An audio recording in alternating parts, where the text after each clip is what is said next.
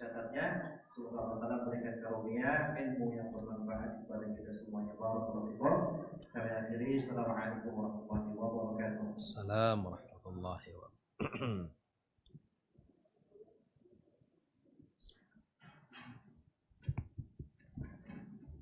Assalamualaikum warahmatullahi wabarakatuh.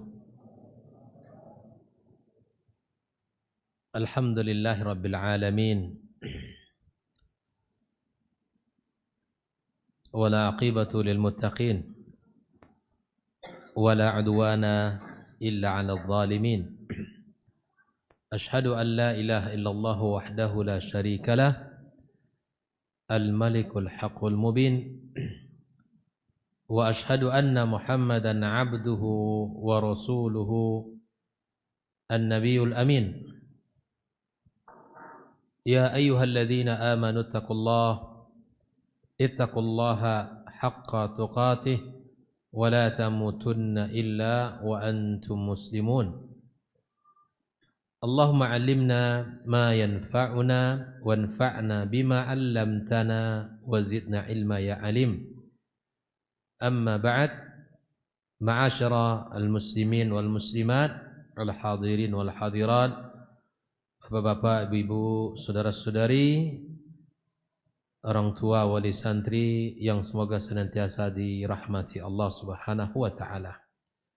Alhamdulillah, pada malam ini kembali Allah pertemukan kita di tempat yang paling mulia dan di majelis yang paling barokah, majelis ilmu yang merupakan taman-taman surga yang ada di muka bumi. Mudah-mudahan kita dimudahkan Allah, diberi taufik dan semangat untuk bisa duduk di majelis yang seperti ini. Karena siapapun yang duduk dan berapa lama pun waktu yang kita habiskan, insya Allah tidak akan pernah merugi. Karena setiap detiknya kebaikan, rahmat Allah yang Allah turunkan, serta doa-doa para malaikat-malaikat yang terbaik, serta sanjungan yang tinggi dari Khaliq kepada kita dan kepada siapapun yang duduk di dalamnya. Salawat dan salam kita ucapkan untuk junjungan kita Nabi besar Muhammad sallallahu alaihi wasallam, sebaik-baik guru yang ada di muka bumi dan sebaik-baik orang tua yang ada di muka bumi dan sebaik-baik suami yang ada di muka bumi serta sebaik-baik sahabat yang ada di muka bumi. Dialah baginda kita alaihi salatu wassalam. Mudah-mudahan kita diberi kemudahan pula oleh Allah untuk bisa meniru dan mencontohnya, untuk bisa meneladaninya dalam segala hal dalam urusan agama ini. Wabil khusus pada tema kajian kita soal pendidikan dan keluarga. Ikhwah fillah rahimakumullah.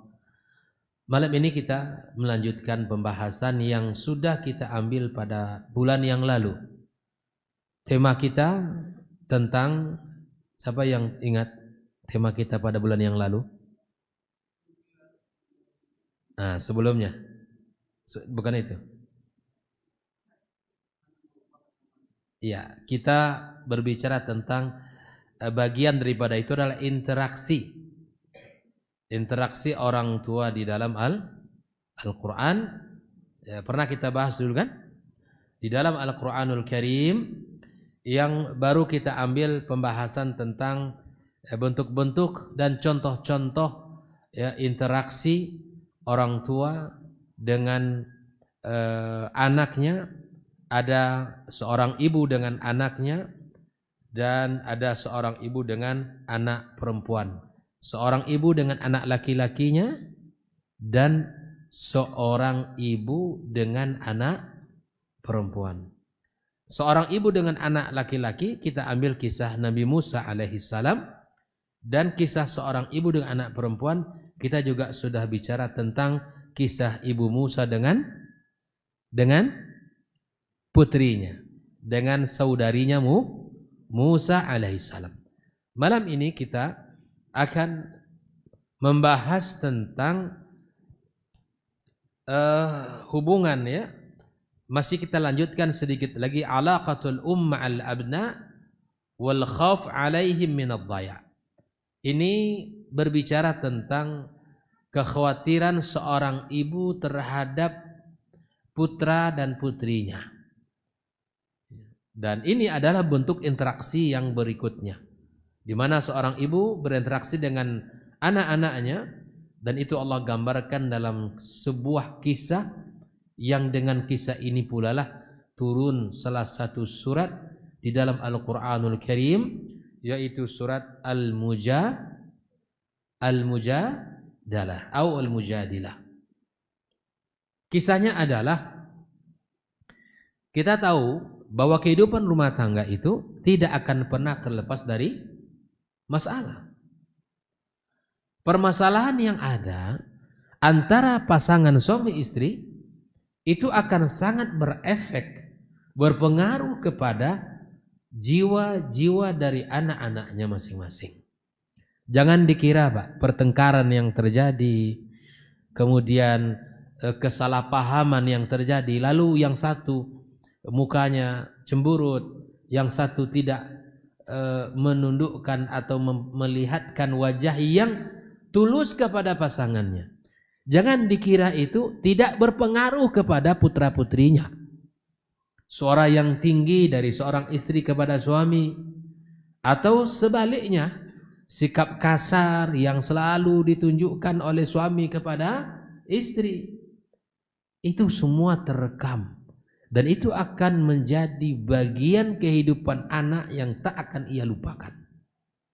Oleh karenanya ikhwafillah, permasalahan seperti ini memanglah ada di dalam kehidupan setiap keluarga, dan kadarnya tentu tidak sama. Nah, sekecil apapun permasalahan yang terjadi, itu memberikan pengaruh, efek kejiwaan anak, memberikan pengaruh kepada diri seorang anak. Maka andai kata terjadi perselisihan, dan saya tidak akan mengingkari itu, dan kita semua meyakini itu ada, maka berpandai-pandailah. Jangan menampakkan perselisihan antara kita dengan pasangan kita di depan anak-anak kita.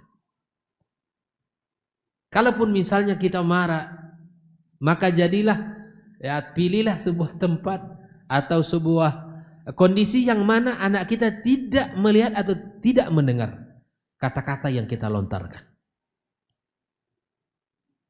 Nabi kita alaihissalatu wassalam telah menggambarkan ya, bagaimana sikap ketika terjadi emosi kepada pasangan. Nabi SAW mengatakan, "Idza ghadiba ahadukum falyaskut." Kalau kalian marah, salah seorang dari kalian marah kepada pasangannya, maka hendaklah yang marah itu emosinya naik, kemudian keadaan berubah.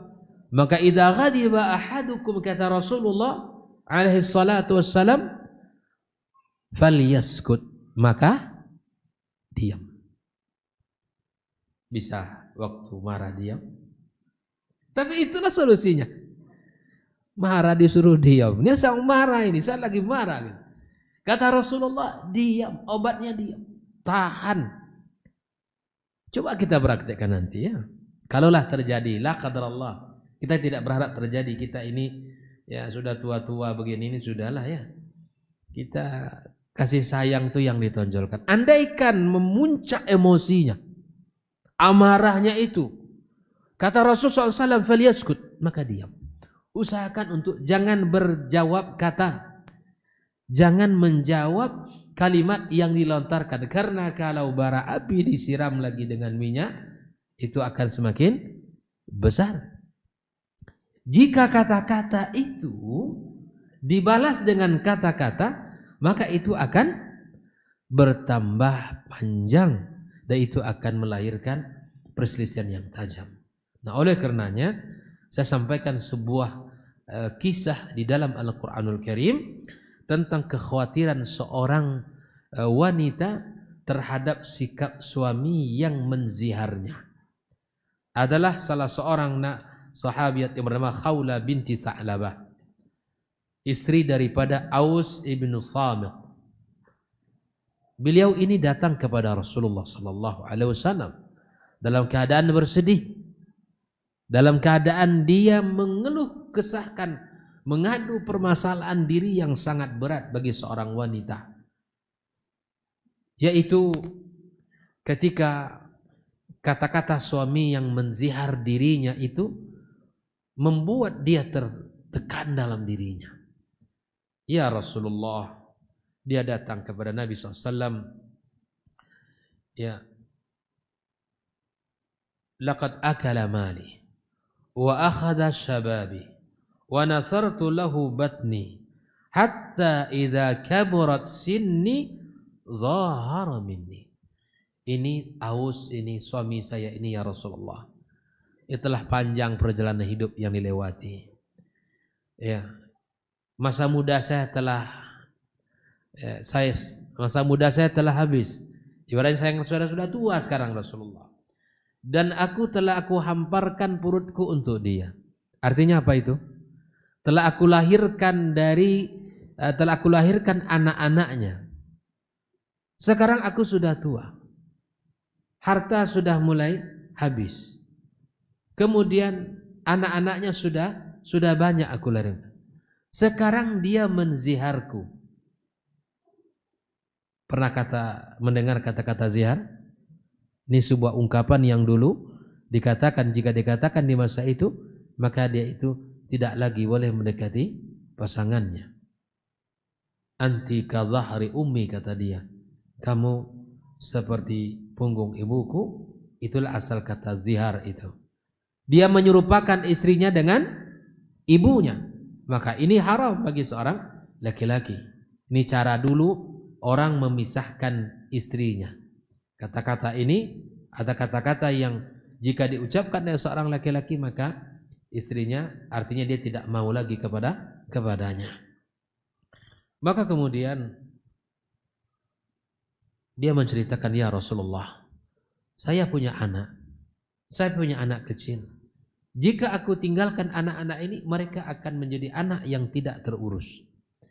Tapi jika aku urus dia, aku jaga dia, aku pelihara dia, khawatir dia kelaparan bersamaku.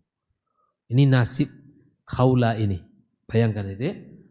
Maka kita sebagai laki-laki memiliki rasa kasih sayang kepada perempuan, khususnya istri kita maksudnya. Ya, ketika perjalanan kehidupan berjalan sekian lama, sudah kita sama-sama. Bahkan ada orang memulai dari nol ya, perjuangan sejak awal.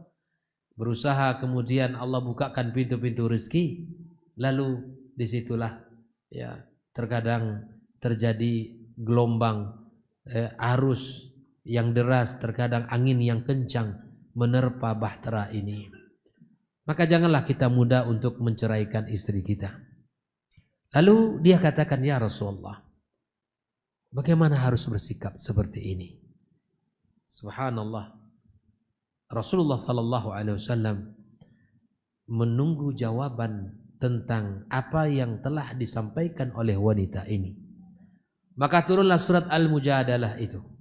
Qad sami'allahu qawla allati tujadiluka fi zawjiha wa tashtaki ila Allah. Dan perempuan ini mengadu tentang apa? Tentang rumah tangganya kepada siapa? Kepada Allah. Dan inilah cara yang terbaik untuk mencari solusi dalam rumah tangga. Kalau kita mengadu sama orang yang ya barangkali dia tidak ada solusi darinya. Kalau kita mengadu sama orang terkadang mengecewakan kita. Bahkan membuat hati kita semakin hancur dan rusak. Mengadu kepada orang membuat bertambah kesedihan kita. Tapi di sini ada dua pelajaran. Khawla datang kepada orang yang tepat. Dia bertanya kepada siapa? Rasulullah sallallahu alaihi wasallam. Ini pelajaran pertama. Maka kalaupun ada masalah, maka berceritalah kepada orang yang tepat, yang kita anggap mampu memberikan solusi-solusi dari permasalahan kita. Itu satu. Yang kedua, kita di samping mencari orang yang bisa memberikan pandangan-pandangan, memberikan solusi-solusi, memberikan ide-ide untuk bisa kita dapatkan, maka di samping itu kuatkan hubungannya dengan Allah. Berdoalah kepada Allah, mintalah solusi. Jam 10 kita berdoa, jam 10 malam kita berdoa, Allah tahu itu. Jam 1 kita berdoa, Allah tahu.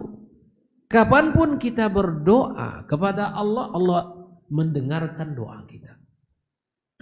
Pintu Allah selalu terbuka. Maka adukan kepada Allah Subhanahu wa taala. Terkadang ini yang jarang terjadi dalam kehidupan kita. Selalu kita minta solusi kepada manusia yang lemah seperti kita. Nah, oleh karena itu ikhwafillah, Allah turunkan ayat ini, lalu kemudian Allah sampaikan kepada Khawla binti Tha'labah bahwa Allah Subhanahu wa taala telah mendengarkan doa dan ucapan serta pengaduannya. Qad sami Allahu, bayangkan perkataannya tembus, menembus 7 lapis langit. Lalu kemudian Allah turunkan firman-Nya yang berkaitan dengan masalahnya ini. Ikhwafillah rahimakumullah, maka al-ummu salihah, seorang ibu yang saleh, la tatalaffaz illa bi alfazin hasanah. Seorang istri yang salehah tidaklah berbicara kepada suaminya kecuali dengan perkataan yang baik, kecuali dengan lisan yang baik. La tatalaffaz illa bi alfazin hasanatin amama az-zawji wal abna. Para ummahat, bicaralah dengan suami dengan bahasa yang baik, bicaralah dengan anak-anaknya dengan bahasa-bahasa yang santun. Karena biasanya anak itu mengambil bahasa ibunya. Apa yang diucapkan oleh ibu itulah bahasa anak. Coba kita praktekkan, Pak. Bahasa anak kita di rumah kita itu tidak akan jauh dari kosakata ibunya. Tidak akan jauh dari kosakata bapaknya. Apa yang digunakan oleh orang tua di rumah, bahasa yang dipakai oleh orang tua di rumah, itulah bahasa anak. Kalau kita sudah tahu bahwa bahasa kita sangat berpengaruh kepada bahasa anak, maka dari sekarang kita sudah harus berhati-hati ketika kita berucap. Wa tas'a fi tarbiyatil abna ila an yuhibbu ahlaha wa ahla babihim. Sampai anak ini mencintai keluarganya, mencintai keluarga ayah, mencintai keluarga ibunya. Wa yakunu dzalika bitadribil amali. Kita menanamkan sesuatu agar anak kita menghargai orang tua, menghargai keluarga ibu, menghargai keluarga suaminya. Itu tidak akan bisa dengan ucapan, tetapi itu semua akan menjadi qudwah bagi anak-anak bila mana seorang istri menunjukkan sikap hormat kepada suami dan keluarganya. Jelas? Bagaimana seorang ibu, seorang istri menghargai suaminya dan menghargai keluarga suaminya, maka begitulah nanti nilai-nilai akan tertanam kepada anaknya. Al-jaza' min jinsil amal. Balasan itu selalu sesuai dengan apa yang dikerjakan. Kalau kita ingin anak-anak kita bahasanya lembut, tentu orang tua memakai bahasa yang lembut. Nah, di sini ikhwafillah rahimakumullah, Wa yakunu dzalika bitadribil amali katakrimihim idza ma hullu duyufan aw kana ahad minhum yaskun ma'a al-a'ilah wa taghadi an su'i tasarrufihim fi ba'dil ahyan. Dia kita menghargai, memberikan penghargaan. Ini musim-musim liburan. Kapan libur sini, Ustaz? Oh, besok mulainya. Makanya saya pada kesempatan saya ingatkan kita dan seluruh orang tua wali santri hari ini. Masa-masa libur itu masa-masa yang memang butuh ekstra orang tua untuk menjaga dan memperhatikan anak. Kenapa? Karena anak-anak kita akan libur dan dia akan berinteraksi banyak dengan kawan-kawan sekitar rumah. Kedua, dia akan berinteraksi dengan keluarga yang lain, mungkin seperti sepupunya. Nah, kita terkadang tidak sama pola kita mendidik anak dengan yang dilakukan oleh saudara-saudara kita. Mungkin kita orang yang selektif dengan handphone, dengan tontonan. Anak boleh main dengan jadwal tertentu atau dengan tontonan tertentu. Itu kita. Tapi bisa jadi saudara kita, keluarga kita yang lain tidak seperti kita selektifnya. Mungkin dia kasih saja handphone. Mau nonton berapa jam silakan, atau mau nonton film apa juga silakan. Enggak dibatasi tontonannya. Nah, tentu ini akan berpengaruh kepada saudara-saudara, kepada putra-putri kita. Maka oleh karena itu, sebelum libur, maka anak kita dudukkan. Nak, kita akan berlibur. Kita akan libur sekian hari. Berapa lama libur sini, Ustaz? 3 pekan. Masya Allah, tabarakallah. Ini libur panjang nampaknya. 3 pekan itu, ya itu lama itu. Nah, artinya bahwa 3 pekan ke depan ini mesti ekstra kita orang tua.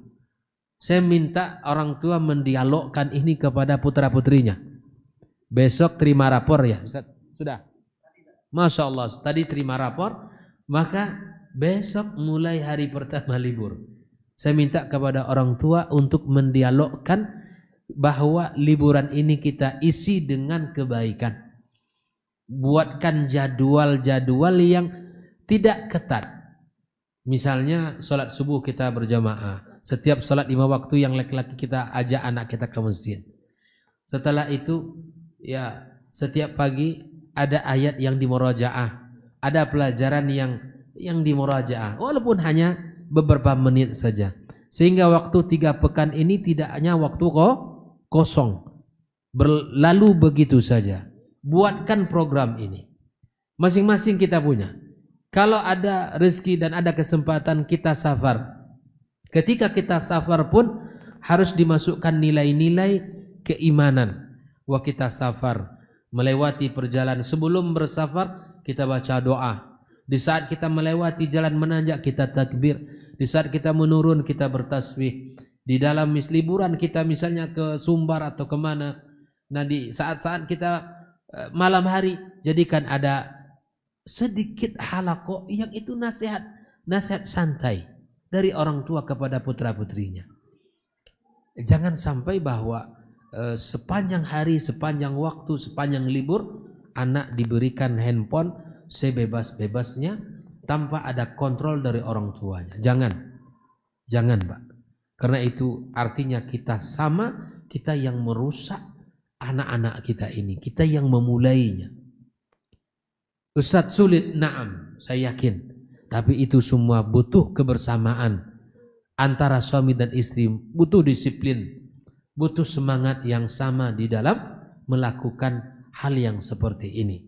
Ikhwatal kiram, maka ketika anak-anak kita liburan, isi dengan sesuatu yang menjadikan anak kita tidak lepas dari nilai-nilai keimanan. Karena sesungguhnya dalam umat Islam tidak ada istilah libur ya. Kosong dalam ibadah tidak ada. Libur, rahatnya orang beriman itu kapan rehatnya? Di surga nanti. Sampaikan kalimat Imam Ahmad ini kepada putra-putri kita. Nah, kata Imam Ahmad, ketika seorang mukmin telah melangkahkan kakinya masuk ke surga Allah, Disitulah kita baru istirahat. Nah, selama kita di dunia ini terus kita berjuang. Ayah bekerja mencari nafkah, ibumu di rumah menyiapkan segala kebutuhan, dan kamu berjuang juga untuk belajar dengan sungguh-sungguh. Nah, karena itulah yang mesti kita perjuangkan. Jelas? Sampaikan kalimat Imam Ahmad ini.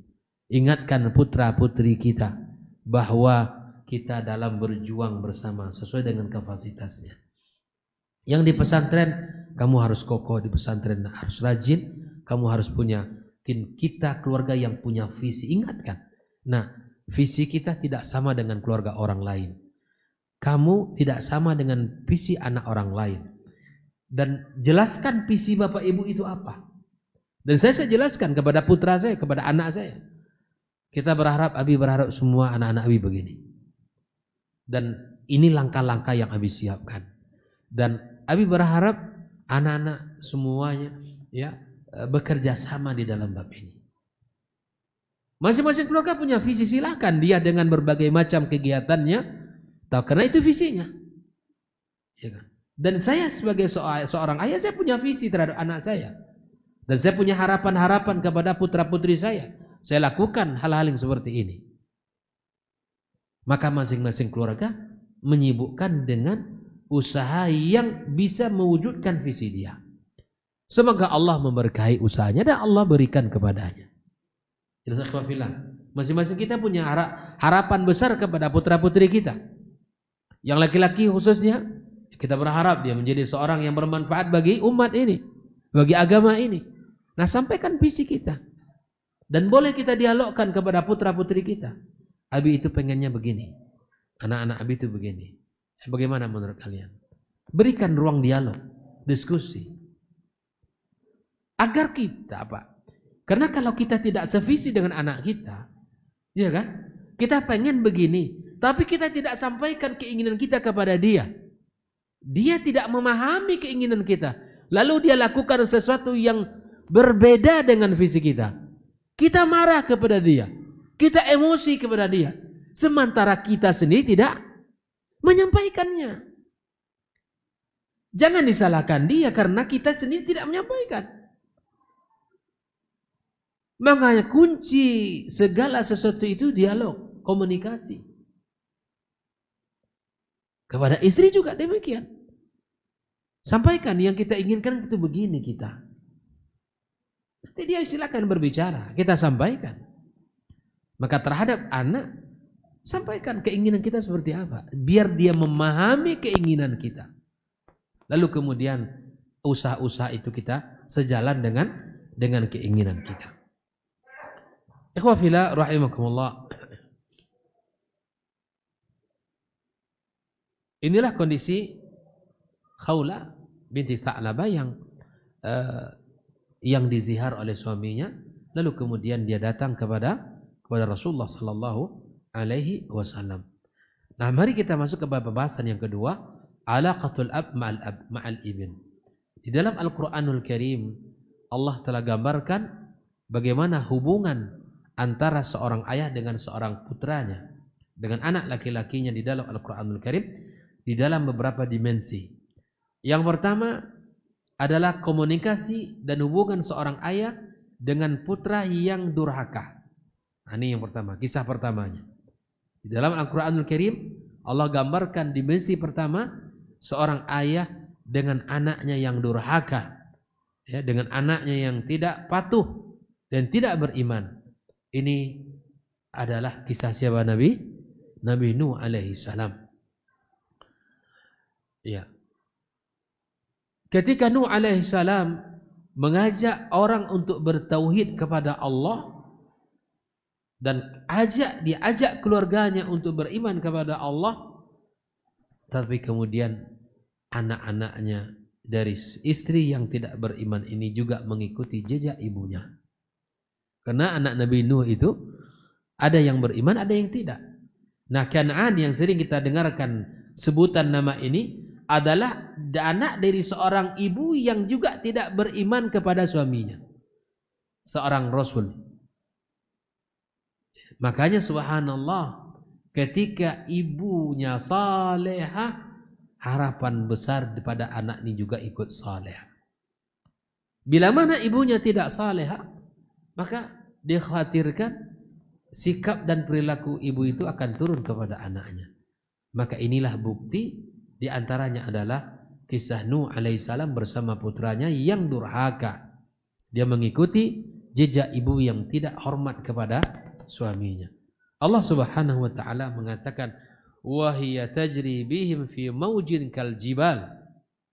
Ya, subhanallah, Allah gambarkan bagaimana besarnya ombak yang ada di saat itu adalah kal jibal. Apa itu artinya? Ombaknya seperti gunung besar. Bukan ombak biasa. Saat itu, maka kemudian wanada Nuh nahu. Ya, maka Nuh memanggil putranya. Wa kana fi ma'zilin ya bunayyarkam ma'ana. Wahai putraku, kata Nuh alaihissalam. Bayangkan Pak, seorang ayam yang tidak tega melihat putranya. Ayah mana yang anaknya, dia rela anaknya tenggelam mati di depan matanya, dalam keadaan kufur lagi. Nuh alaihissalam menunjukkan kasih sayang kepada putranya. Dia sudah durhaka, tapi tetap saja memanggil kata apa? Menggunakan kata ya bunayya. Itu kalimat yang menunjukkan cinta dan kasih sayang. Anak-anak kita tidak seperti anak Nuh alaihissalam.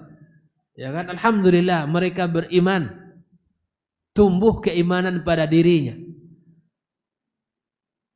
Maka Nuh mengajarkan kepada kita, setinggi apapun bentuk kedurhakaan anak, bahkan di sini kafir anaknya, tetap saja Nuh memanggil dengan panggilan kesayangan. Ya bunayya, irkam ma'ana. Sini nak naik sama kami. Orang-orang beriman masuk ke dalam bahtera itu. Maka panggil anak-anak kita dengan panggilan yang membuat dia bahagia dan bangga. Panggil dia dengan panggilan baik. Jangan biasakan memanggil anak-anak kita dengan panggilan yang tidak baik. Dengan panggilan-panggilan yang mensifati fisik. Barangkali anaknya mungkin agak gemuk atau mungkin kulitnya tidak terlalu cerah, kita panggil dengan panggilan-panggilan ya, yang menjelekkan atau yang merendahkan atau mungkin yang mensifati fisik anak-anak kita. Jangan. Ini tidak dibenarkan dalam agama kita. Nuh alaihissalam mengatakan, ya bunayya kam ma'ana. Nuh memanggil, wala takum ma'al kafirin. Jangan engkau bersama orang kafir. Bayangkan, Nabi Nuh tidak mengatakan wala takum minal kafirin. Jangan kamu menjadi orang-orang kafir. Tapi ma'al kafirin, bersama orang-orang kafir. Nabi Nuh ingin memberikan pelajaran. Kamu masuk ke lingkungan kami orang beriman. Jangan bersama orang kafir, kamu nanti akan menjadi kafir seperti mereka. Tapi disinilah terjadi seorang anak yang tetap kokoh dalam pendiriannya. Qala sa'awi ila jabalin ya'simuni minal ma.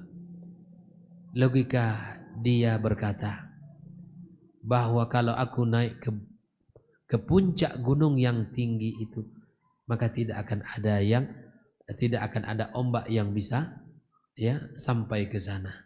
Sa'awi ila jabalin ya'simuni minal ma. Dia kira ya, puncak gunung yang paling tinggi itu tidak akan tersentuh oleh ombak yang setinggi gunung itu. Qala la asima al-yawm min amrillah. Lalu kemudian Nuh berkata, hari ini tidak ada orang yang selamat ya, kecuali orang-orang yang ya illa man rahima wa hala bainahumal mauju fakana minal mughraqin. Kecuali orang-orang yang dirahmati Allah. Ikhwafillah, Allah menyebutkan wa hala bainahumal mauju, maka kemudian Allah menjaga perasaan ayah, menjaga perasaan Nabi Nuh alaihissalam. Di saat anaknya tenggelam, Allah hadirkan ombak di depan matanya. sehingga Nuh tidak melihat langsung bagaimana anaknya tenggelam. Begitulah kasih sayang Allah Subhanahu wa taala. Tiba-tiba ada ombak yang menghalangi pandangan Nabi Nuh alaihissalam dan anaknya tenggelam. Begitu rahmannya Allah kepada hamba-hambanya. Ikhwafillah rahimakumullah. Inilah kisah pertama. Dimensi pertama, dialog antara ayah dengan anak. Dan ini dimensi anak yang durhaka. Yang kedua adalah dialog seorang ayah dengan anak yang baik dan saleh. Ini adalah kisah Nabi Ibrahim alaihissalam bersama putranya Ismail alaihissalam. Seorang Ibrahim alaihissalam yang disebutkan oleh Allah tabaraka wa taala yang menunggu kehadiran sang putra. Anak sematawayang di masa itu. Anaknya sangat dirindukan kedatangannya. Lalu Allah berikan rezeki kepadanya. Anak ini tumbuh sehat dan bahkan sudah mulai menginjak usia dewasanya. Falamma balagha ma'ahu sa'ya. Tatkala Ismail alaihissalam yang sudah mulai menginjak dewasa, bisa bekerja, anak yang dicintai, anak yang ditunggu kehadirannya, tumbuh dengan sehat, tumbuh dengan baik dan lincah. Tapi kemudian ujian berikutnya pun tiba.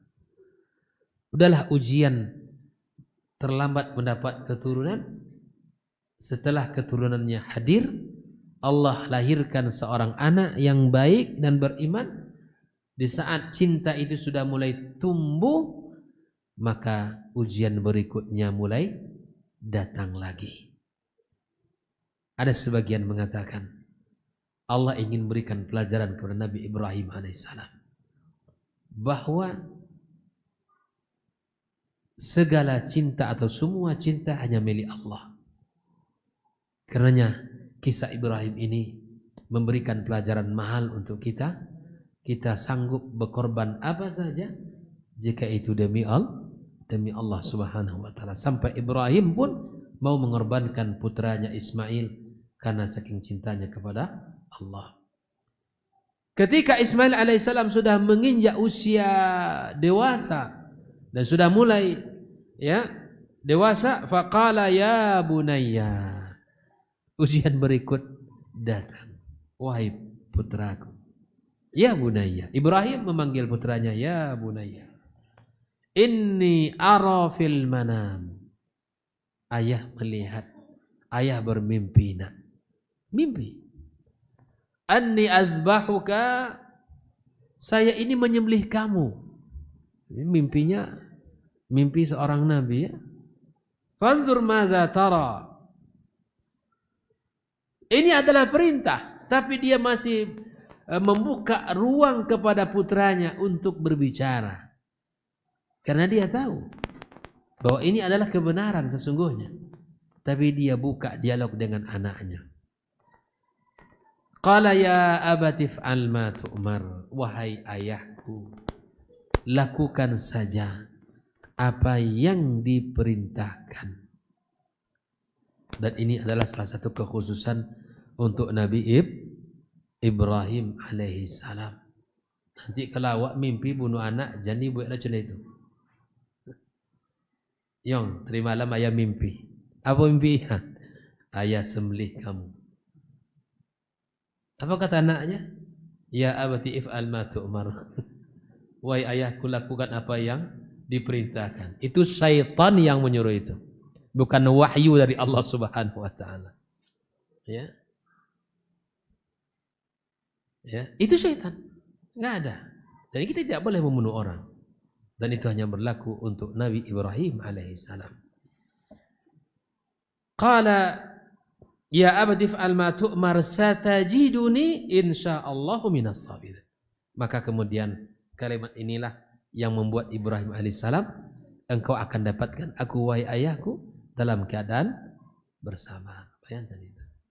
Ini dialog enak ya. Makanya subhanallah, Ismail alaihissalam ini adalah anak yang luar biasa taatnya. yang luar biasa keimanannya, yang luar biasa kesabarannya. Maka kemudian sang ayah melakukan perintah Allah Subhanahu wa taala, lalu kemudian karena Ibrahim mengorbankan putra yang ia cintai, maka kemudian Allah ganti pengorbanan itu dengan domba. Allah ganti. Begitulah ketika kita mengorbankan sesuatu yang itu datang dari Allah, harta kita keluarkan untuk membeli hewan ternak kita, untuk kita sembelih di hari raya Idul Adha atau di hari-hari tasyrik, maka Allah akan menggantinya. Berikan sesuatu untuk Allah, Allah akan menggantinya. Lakukan sesuatu untuk Allah, Allah akan beri balasannya. Yakinlah itu. Itu prinsip kita hidup dalam hidup ini. Apapun yang kita lakukan insyaallah lillah, maka Allah akan memberikan gantinya. Ikhwafillah rahimakumullah. Ini dialog yang kedua, dimensinya anak saleh dengan seorang ayah ya yang beriman. Kemudian ada dialog yang berikutnya adalah dialog yang subhanallah ini juga terjadi ya antara seorang ayah dengan anak yang beriman, dan bahkan lebih privasi lagi. Seorang anak menceritakan sebuah mimpi yang sifatnya privasi. Ini kisah Nabi siapa? Nabi Yakub alaihissalam dengan putranya Yusuf alaihissalam. Apa privasinya? Kita lihat. Idh qala Yusufu li abihi ya abati. Makanya subhanallah, membangun kedekatan dengan anak kita itu sangat penting, Pak. Apa sebab? Agar dia nanti mau menceritakan sesuatu yang memang itu adalah rahasia, sehingga dia mau menceritakan kepada kita. Kalau anak sudah menceritakan sesuatu yang privasi kepada kita, berbahagialah. Itu anak sudah terbangun kedekatan dengan kita. Ikhwafillah. Dia berkata, Yusuf berkata, ya abati, inni ra'aitu ahada 'ashara kawkaba wasyamsa wal qamara ra'aituhum li sajidin. Dia ceritakan kepada ayahnya, aku melihat 11 kaukab. Apa artinya itu? Bintang. Matahari dan bulan semuanya sujud kepadaku. Ini mimpinya. Allah tampakkan kepada beliau ya. Qala ya bunayya, Yakub memahami isi mimpi ini. Karena Allah akan mengangkat dia. Allah tinggikan kedudukannya. Allah berikan kemuliaan kepadanya. Pesan Yakub kepada putranya Yusuf, ya bunayya la taqsus ru'yak ala ikhwatika fayakidu laka kaida. Maka kata Yakub alaihissalam, jangan engkau ceritakan nak ini kepada saudara-saudaramu. Nanti mereka melakukan tipu daya kepadamu. Maka kemudian Allah Subhanahu wa taala mengatakan inna syaitana lil insani aduwwum mubin. Yakub mengatakan kemudian Allah abadikan sesungguhnya syaitan itu menjadi musuh yang nyata bagi manusia. Nah, ini kisah Nabi Yakub dan Yusuf putranya yang memiliki kedekatan. Dan sering saya sampaikan kisah Yakub dan Yusuf ini di sini. Banyak sekali pelajaran bisa kita ambil dalam kehidupan Yakub dan Yusuf alaihissalam ini. Lalu kemudian dia tafsirkan mimpinya, bahwa Allah Subhanahu wa taala akan memberikan mengangkat dia, dan Allah akan berikan kepadanya akan mengajarkan kepadanya ta'wilul ahadits, menafsirkan mimpi. Wa yutimmu ni'matahu 'alaika wa 'ala ali Yaqub kama atammaha 'ala abawaika min qabl.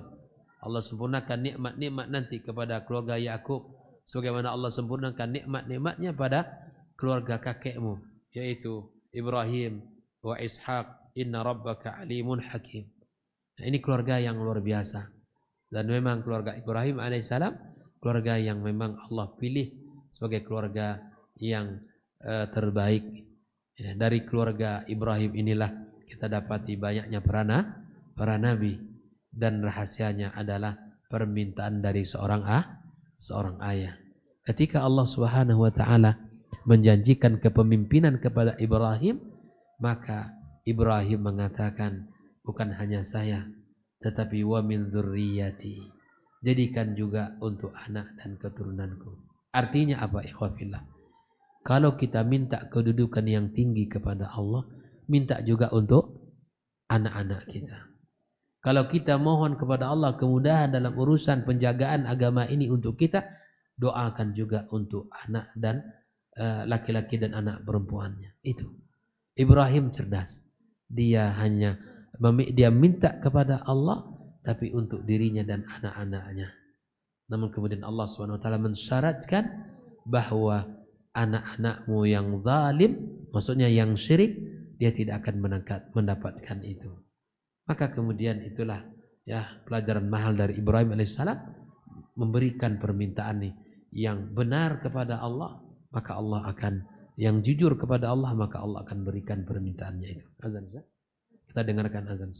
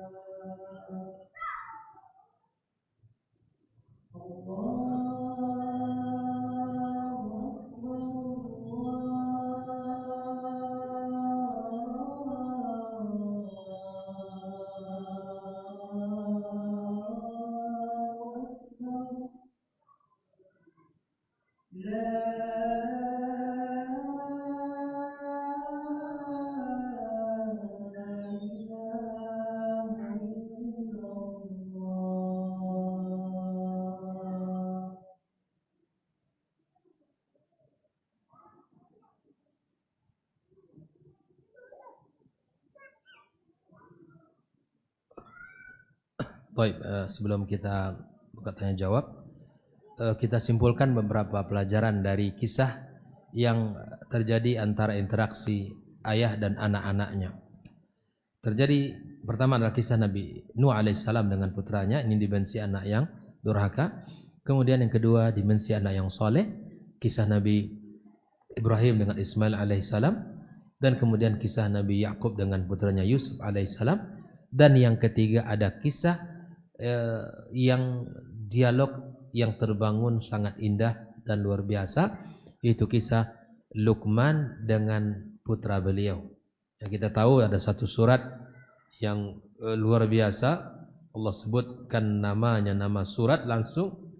Dia bukan nabi dan rasul, dia manusia biasa, tapi Allah abadikan kisah nasihat-nasihatnya kepada putranya itu di dalam Al-Qur'anul Karim. Nah, dari 4 kisah dialog interaksi yang terbangun antara ayah dan anaknya, ada beberapa pelajaran yang bisa kita ambil. Yang pertama, daruratu wujudi alaqah wud wa tawasul bainal ab wal ibn.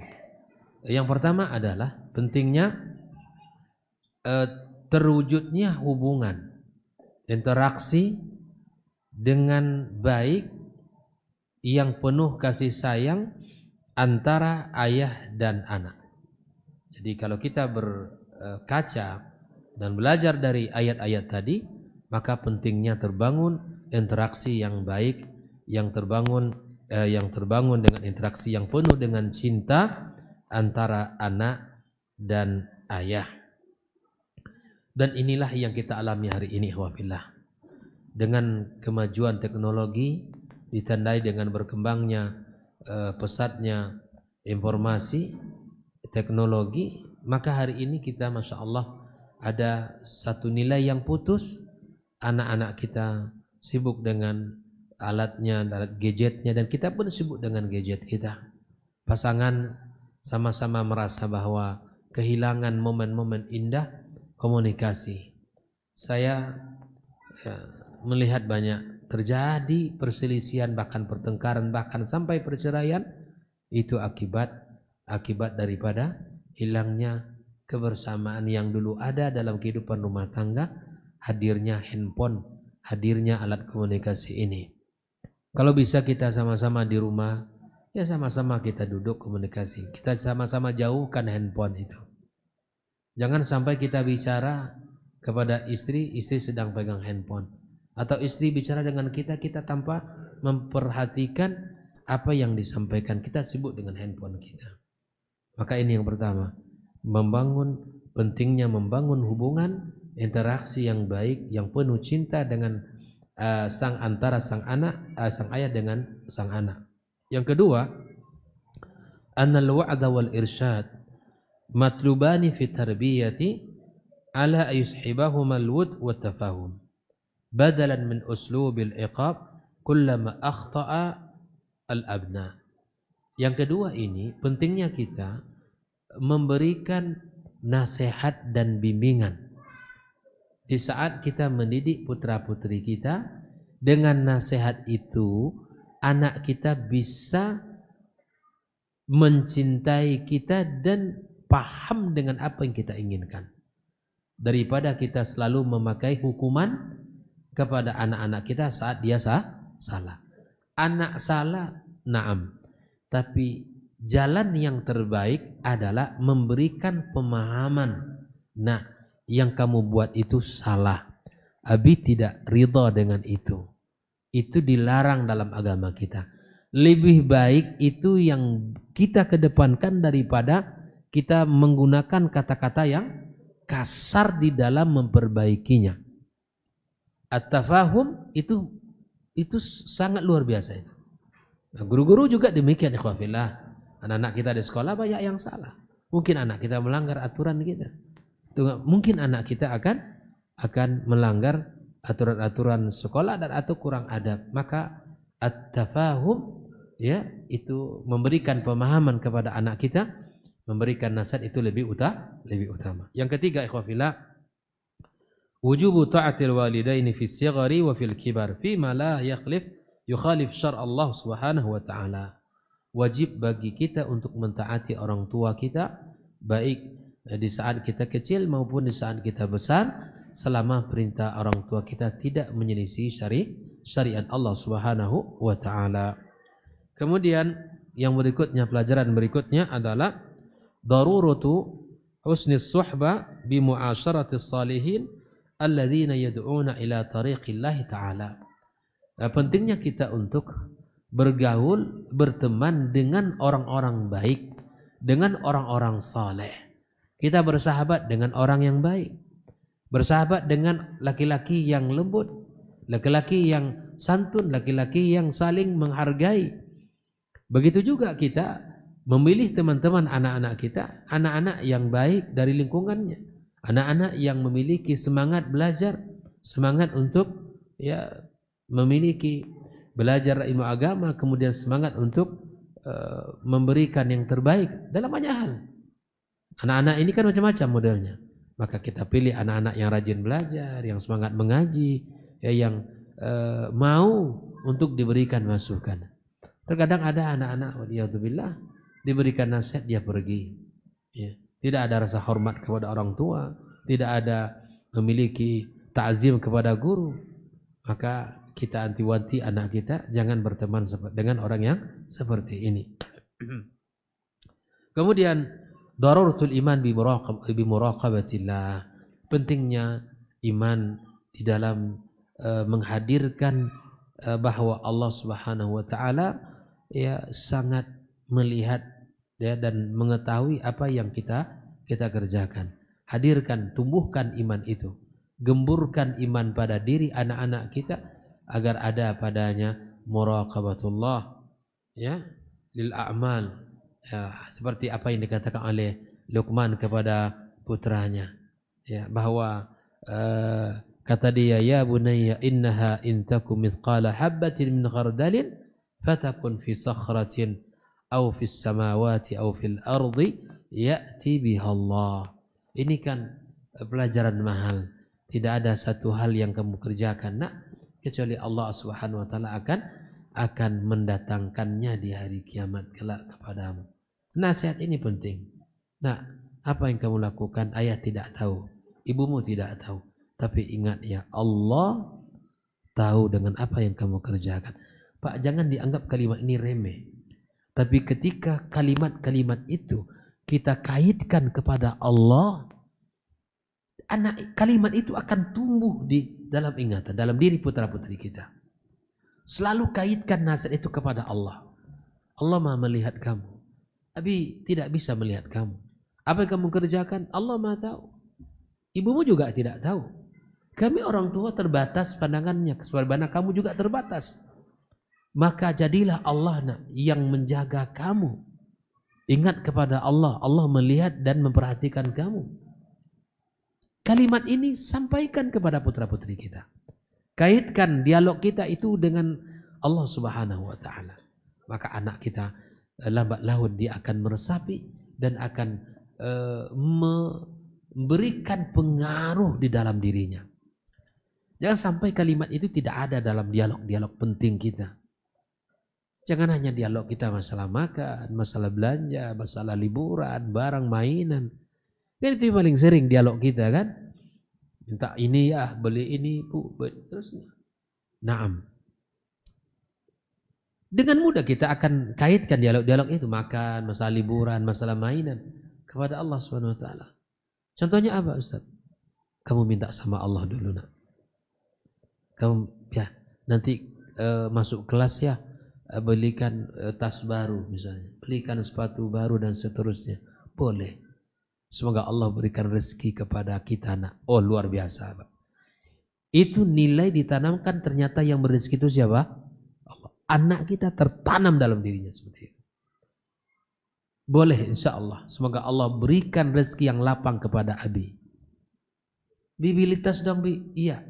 Kamu minta dulu nak sama Allah. Allah yang memberikan. Misalnya anak-anak ini minta sama ibu-ibu nih. Bunda, bolong belikan ini bunda. Bilang sama bundanya. Bunda bilang sama anak-anaknya. Nak, doakan Abi ya. Semoga Allah berikan Abi rezeki yang lapang. Ini kerjasama yang luar biasa. Adakah dalam kalimat dalam rumah tangga itu dibangun seperti ini? Maka istri di dalam menanam qawwamah seorang ayah itu juga demikian. Nak, yang punya uang abimu, nanti Umi minta izin sama Abi dan Abi yang menyampaikan agar dibelikan untuk ini ya, untukmu tasnya dan seterusnya. Nah, dalam rumah tangga itu tahu tuh, kalau yang memutuskan itu bapaknya, kalau yang punya uang itu bapaknya, maka secara tidak langsung para ummahat, para ibu-ibu jika berkata seperti ini, dia telah memberikan pelajaran mahal kepada anaknya bahwa ayahmulah yang harus kita dengar. Ayahmulah yang harus kita hormati, kita agungkan, kita muliakan di rumah ini. Nah, kalau tidak terbangun, kalau ingin membangun komunikasi ini tapi belum sama ini, maka ibu misalnya, nih saya kasih contoh lah. Ya, nanti ya anak kita itu minta tas sama ayah. Tadi Umi bilang begini, minta sama ayah nak. Nanti ayah kalau dia minta, ayah katakan ya, semoga Allah memberikan rezeki yang lapang kepada kita. Disetel dulu, ada settingan. Nah, kalau ibu sudah ngaji seperti ini, ayah tidak datang kajian malam ini. Besok minta anak kepada ibunya sesuai dengan kajian kita malam ini. Insya Allah nanti bunda sampaikan ke ayah. Ternyata tidak disetting, ayah pulang ke rumah. Belanja tawi aja mak, beli tas juga ini. Nah, hancur. Artinya itu tidak sama komunikasi berarti. Kan masya Allah ini pengeluaran liburan ini sudah banyak. Nah coba liburan ke sana, makan ke sini, udah habis jatah itu semua. Nggak ada, pakai tas yang lama-lama aja. Ibu hati anak, sedih anaknya. Bangun komunikasi dulu. Makanya duduk kita dengan pasangan kita. Masih ingat nggak ikhwas sekalian? Nabi itu duduk dengan pasangannya kapan? Panjang dialognya itu kapan dengan istrinya? Masih ingat nggak antum? Kapan? Menjelang tidur. Yang kedua, pasca tidur. Menjelang Nabi SAW berangkat ke masjid. Salat subuh, Nabi telah bangun, istri juga telah bangun. Memulai harinya dengan hadisul al-uns, hadisul mu'anasah, pembicaraan yang menyejukkan antara pasangan suami istri. Segala hal urusan anak kita Pak, satu hari itu bincangkanlah sebelum tidur bersama pasangannya. Bincangkan dengan pasangan kita sebelum tidur. Gimana anak kita Bun? Hafalannya gimana ya? Belajarnya gimana? Pemahamannya gimana anak yang satu ini? Bisa kita dialogkan dengan istri kita. Bicara kita bersama-sama pasangan kita, udah ambil saling memberikan solusi. Jangan saling melempar tugas. Itu kan tugas bunda itu. Yang tanya kayak Dene. Yang tugasnya mencipiti. Enggak.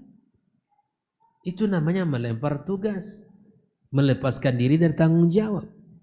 Kita sebagai kepala rumah tangga mesti bertanggung jawab. Apalagi istri kita kalau ingin buka cerita, banyak yang dikeluh kesahkan. Tampung, sambut.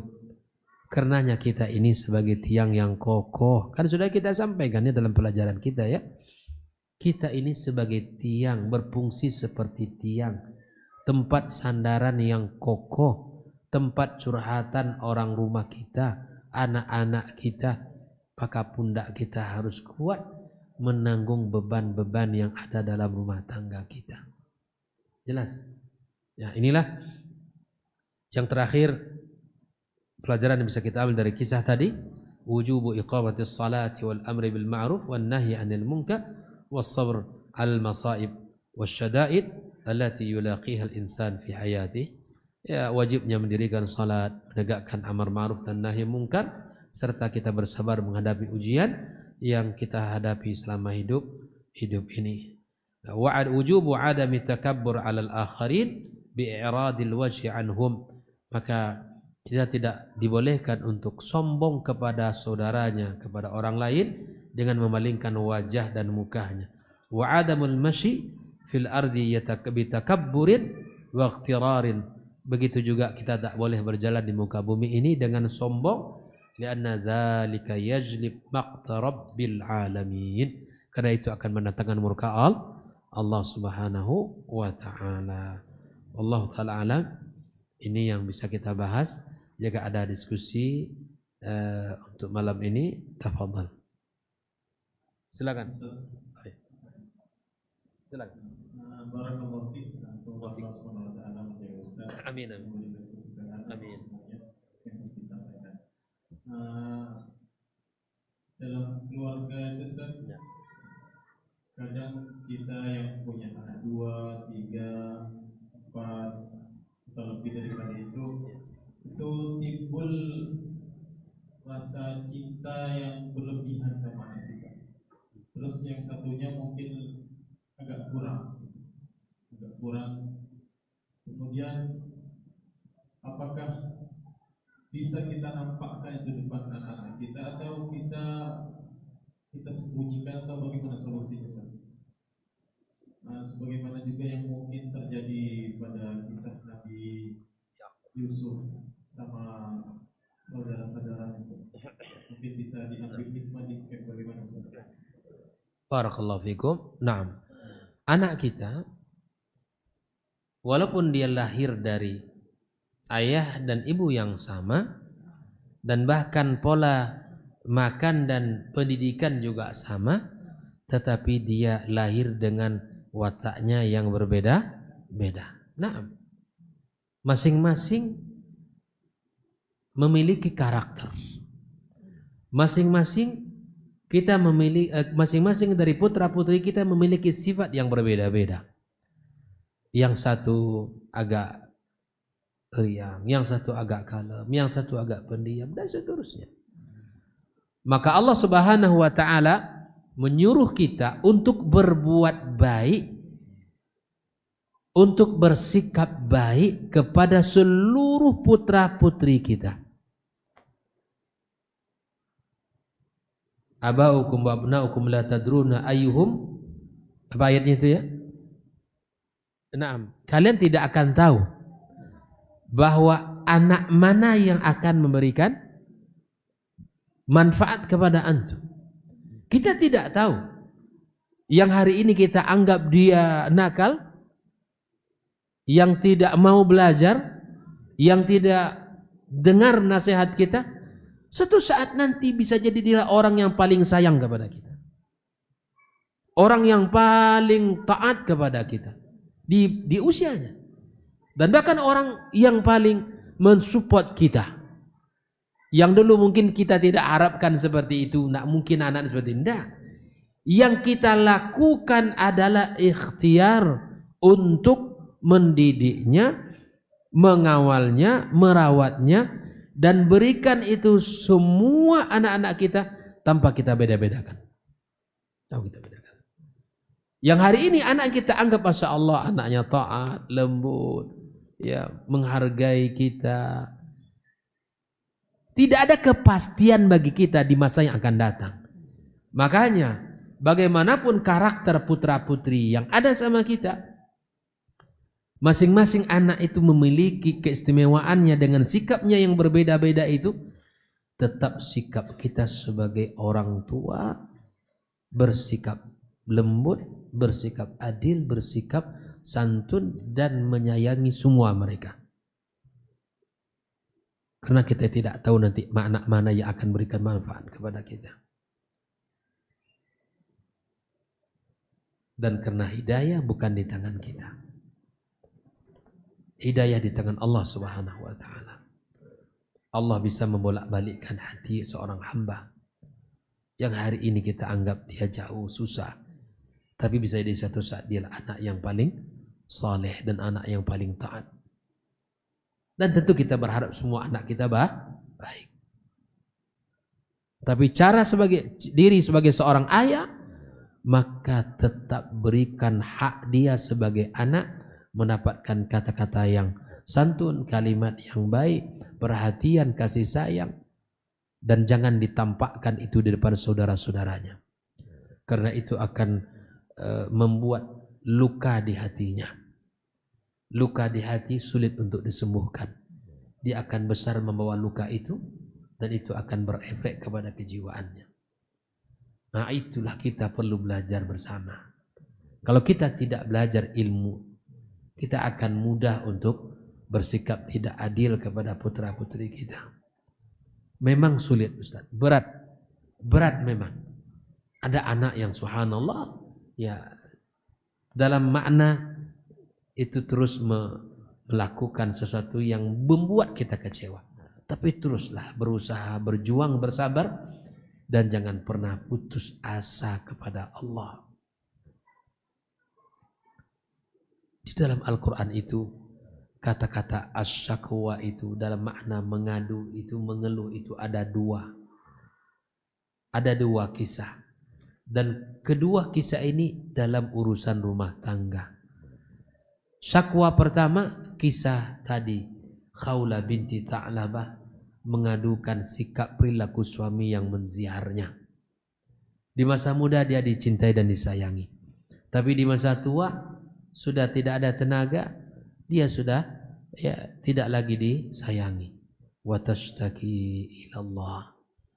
Yang kedua, kisah Nabi Yakub alaihissalam juga dalam urusan rumah dan pendidikan anak. Ketika kehilangan Yusuf, anak yang paling dicintainya, maka dia mengatakan innama ashku bathi wa huzni ilallah. Aku hanya keluhkan, sampaikan kesedihanku, keluh kesahku hanya kepada Allah. Itu pelajaran mahal, Ustaz, untuk kita. Keluhkanlah segala apa yang kita alami ini kepada Allah semata. Karena Allah lah yang akan berikan solusinya. Begitu, Ustaz. Jadi ketika kita memiliki anak, 3, 4, 5, bahkan lebih, masing-masing anak memiliki karakter yang berbeda-beda, sikap yang tidak sama, maka sikap sebagai seorang tua yang baik adalah memperlakukan mereka semua dengan cara yang baik, tanpa membeda-bedakan, walaupun di hati kita kita terluka oleh yang satu, oleh yang dua, oleh yang tiga, tapi tetap sajalah. Kenapa? Karena Allah menyuruh kita untuk berbuat adil, dan Allah juga berpesan, kalian tidak tahu mana dari anak-anak kalian nanti yang akan bermanfaat bagi kalian. Wallahu ta'ala a'lam. Fadhal, Ustaz. Assalamualaikum warahmatullahi wabarakatuh. Assalamualaikum. Mengenai pendidikan anak, Ustaz, di zaman modern seperti ini dan zaman pengakuan, andaikan kami orang tua mempunyai pemikiran menuntut ilmu anak ini tidak ada sertifikat gitu, Ustaz, atau tidak ada ijazah, kemudian apakah itu tidak merugikan seorang anak masa depannya gitu, Ustaz? Terima kasih. Anda nggak punya ijazah? Ijazahnya sistemnya mungkin nolak gitu. Mungkin kendala dengan misalnya ekonomi, Ustaz. Kemudian nolak antara Ustaz ini kemudian pindah Ustaz ke sana gitu, Ustaz. Kemudian tidak mempunyai, yang penting berilmu dan berakhlak baik gitu aja, Ustaz. Non formal. Talaki saja. Ya, Ustaz. Ya. Ikhwafillah rahimakumullah. Ada dua sisi yang ingin saya sorot. Yang pertama, kalau kita memilih jalur seperti itu, ya tidak masalah. Maksudnya, pendidikan non formal. Kalau di Indonesia ini kan ada dua pendidikan ya. Yang pertama pendidikan formal ya, dan itu berafiliasi kepada dinas pendidikan, kemudian atau kepada Kemenak kita. Ada yang jalur non formal dan itu tetap belajar. Maka disebut dengan sistem PKBM misalnya. Anak walaupun dia tidak belajar secara formal di kelas, tapi tetap saja sebagai orang tua di Indonesia ini usianya, dan itu sudah diberikan oleh pemerintah kita jalur-jalur yang itu terbuka bagi siapapun. Misalnya untuk anak SD Ustaz, itu ada jalur paket namanya paket A. Silakan anak antum misalnya, katakanlah ya Ustaz, anak antum Ustaz, anak saya nggak mau saya sekolah, ya nggak masalah, itu pilihan. Masalah sekolah di mana itu pilihan, itu masalah pilihan rasa. Kalau antum merasa dia cukup halaqah, yang penting anak saya sudah pandai membaca, ya kemudian berhitung, dan dia tahu beberapa ilmu-ilmu yang dia butuhkan tentang kehidupan, lalu anak lebih banyak di halaqah Al-Quran untuk menghafal hadis, menghafal Al-Quran, lalu usianya usia SD. Maka di saat anak itu di usia 12 tahun, maka carikan bagi dia ya ujiannya ujian paket A. Itu solusi. Lanjut berikutnya talaqi lagi, mulazamah lagi, tafadhal, tidak ada masalah. Karena jika seandainya kita memandang itu lebih bagus, lebih memberikan ilmu, pilihan. Tapi ketika nanti usia SMP-nya berikan paket B, dan usia SMA-nya paket C. Tapi jika seandainya nanti tidak ada ijazah pun Ustaz, cukup dia menjadi seorang ilmu, kemudian dia apakah merugikan dia? Tergantung orientasi kita kemana. Kalau seandainya anak ini kita berharap dia masuk ke dunia pemerintahan, itu tidak bisa. Itu merugikan dia. Karena administrasi di negeri kita ini penting. Makanya saya tekankan kepada seluruh wali santri ya, kita semua kaum muslimin. Ijazah itu tidak menjadi tujuan. Ijazah itu hanya wasilah. Apa gunanya ijazah? Saya sering sampaikan itu. Apa gunanya ijazah kalau seandainya kita ini ya tidak ada isinya? Tidak ada. Mendingan dia belajar seperti tadi, Al-Quran mutqin dengan berbagai riwayatnya, dengan sanadnya, menghafal matan-matan ilmu. Ya kalau orientasi kita dia menjadi seorang alim, ya tidak ada masalah itu. Tidak perlu dia ijazah ini dan itu. Tapi kita harus siapkan, harus pahamkan bahwa kamu hanya bisanya seperti ini nantinya. Jadi kalau kita berharap kamu nanti usia sekian kuliah, ya nak, gimana mau kuliah? Dunia kampus meminta ijazah. Nanti kamu ikut tes ini, tes itu, ya nak? Tidak bisa.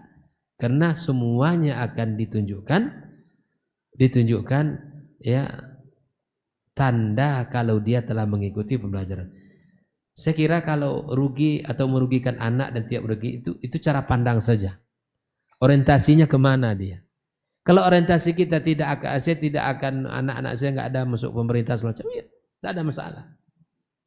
Ya, tidak masalah. Hanya talaki saja.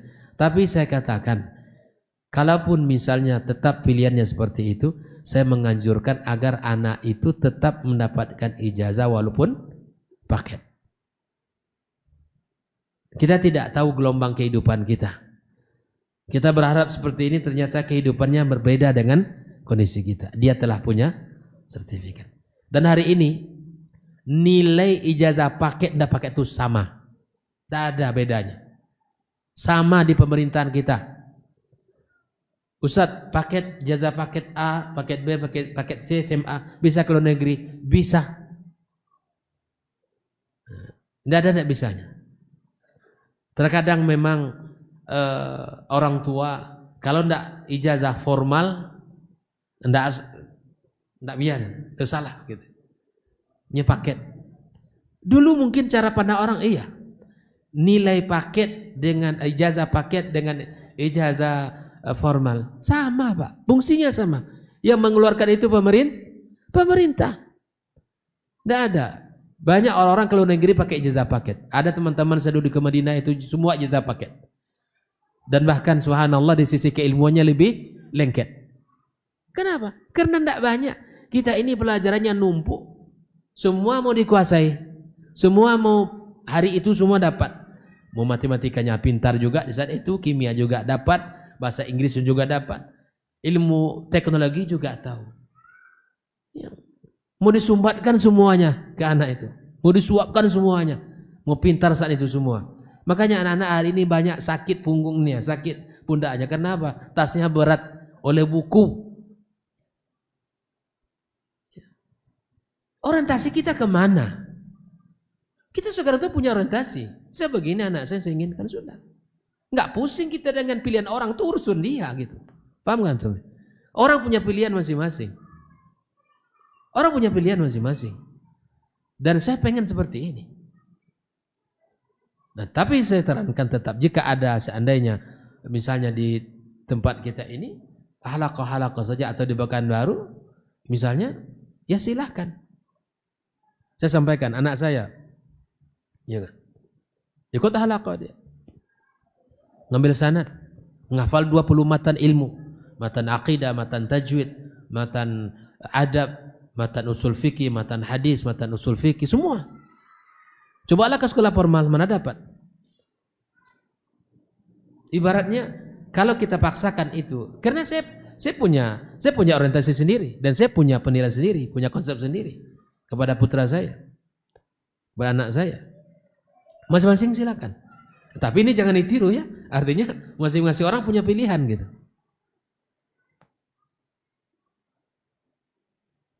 Ada matan apa saja? Matan ada matan tajwid, matan Al-Qur'an itu ada 6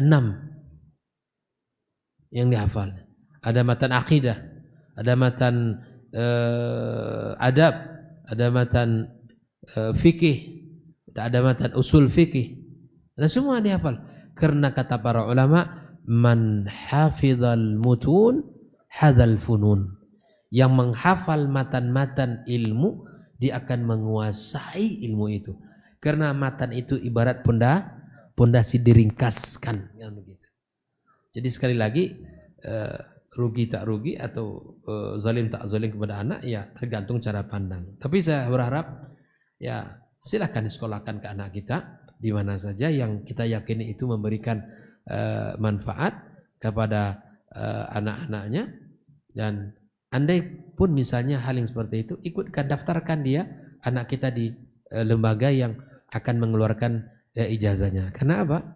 Karena tetap saja kehidupan di Indonesia ini tidak terlepas dari administrasi. Tidak bisa kita lepas dari lembaran-lembaran itu. Yang menentukan kalau dia sudah menyelesaikan jenjangan pendidikannya, baik itu SMP, SMA, ya atau SD, dari SMP, SMA, silakan.